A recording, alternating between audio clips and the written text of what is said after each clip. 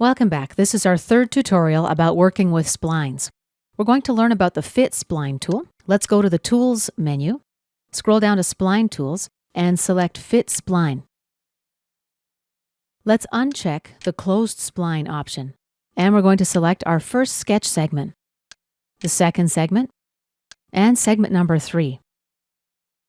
Let's click on Edit Chaining.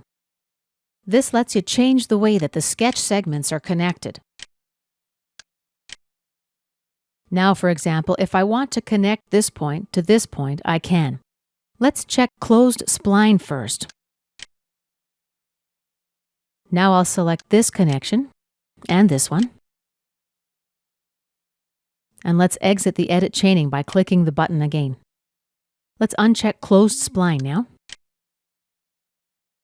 Let's take a look at the tolerance control area. This is where we specify the maximum deviation value. Under Preview, we can choose to see inflection points. Again, an inflection point is where a spline's curvature changes from positive to negative.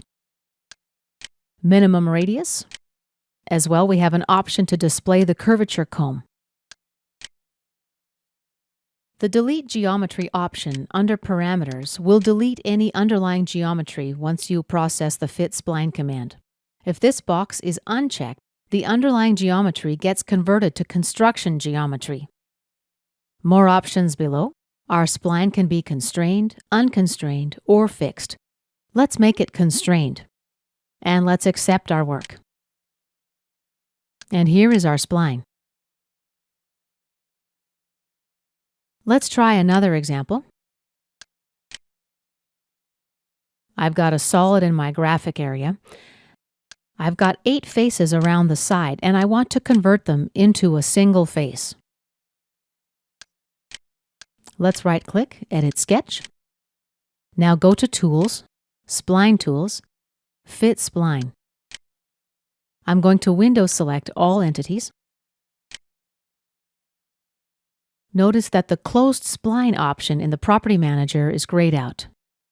Let's select Constrained and accept our work. Exit the sketch. Now I have a single continuous face for my model, as well as a single continuous edge. This concludes our lesson about the Fit Spline command.